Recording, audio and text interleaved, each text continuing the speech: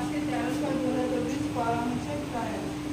ট্রায়ালটা কি হচ্ছে, খুব শর্ট বা ক্যাটাগরাইজ, মানে শর্ট টাইমের মধ্যে কীভাবে ডিভাইড করে দেবে।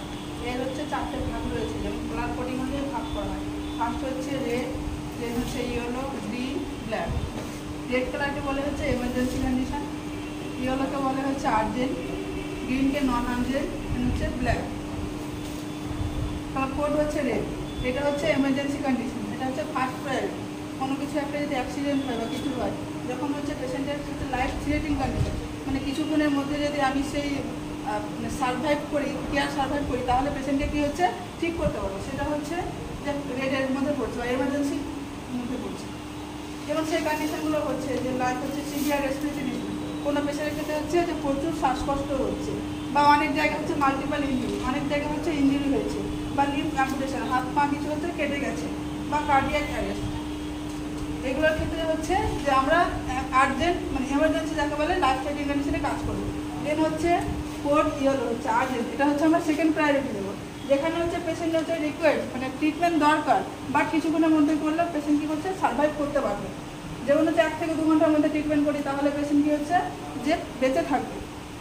যেমন উদাহরণগুলো হচ্ছে যে অ্যাজমা পেশেন্টের ক্ষেত্রে, অ্যাজমা যদি শ্বাসকষ্ট হয় তাহলে কিন্তু এমার্জেন্সি ক্ষেত্রে ক্ষেত্রে পড়ছে। কী বলেছে এখানে, অ্যাজমা উইদাউট ডিস্ট্রেস, বুঝতে পেরেছি? উইদাউট ডিস্ট্রেস, ডিসচার্জ ছাড়া যদি হয় তাহলে হচ্ছে ইয়েলোর মধ্যে পড়ছে। যদি পেশেন্টের ডিসচার্জ হয় তাহলে কিন্তু এমার্জেন্সি কন্ডিশনের ক্ষেত্রে পড়বে। হাইপার টেনশন, পেশেন্টের হচ্ছে যখন ব্লাড প্রেশার বেড়ে যায়, সেক্ষেত্রে হচ্ছে যে আর্জেন্টের মধ্যে পড়বে ইয়েলো। অ্যাবডোমিনাল পেন, যেখানে হচ্ছে যে আমরা মেডিসিন দিলে কিছুক্ষণের মধ্যে হচ্ছে কমে যাবে। সিম্পল ফ্র্যাকচার, ছোটো ছোটো যে ফ্র্যাকচারগুলো হয়, সেক্ষেত্রে হচ্ছে যে আমরা ইয়েলোর মধ্যে রাখবো, এটা হচ্ছে সেকেন্ড প্রায়োরিটি কালার।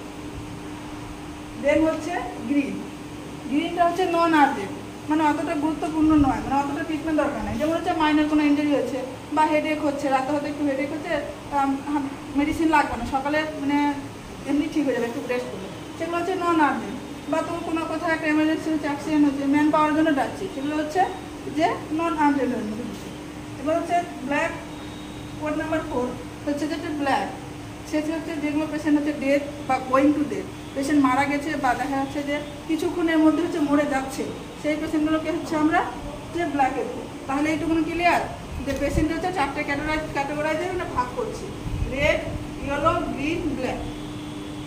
এমার্জেন্সির ক্ষেত্রে হচ্ছে ফার্স্ট প্রায়োরিটি দিচ্ছি, যেটা রেড কালারের মধ্যে পড়ছে, ইয়েলো হচ্ছে সেকেন্ড প্রায়োরিটি দিচ্ছি, যেগুলো আর্জেন্টের ক্ষেত্রে পড়ছে, নন আর্জেন্টের ক্ষেত্রে হচ্ছে গ্রিন দিচ্ছি, আর হচ্ছে ব্ল্যাক হচ্ছে যে গোয়িং টু ডেথ বা ডেথ পেশেন্টের ক্ষেত্রে দিচ্ছি।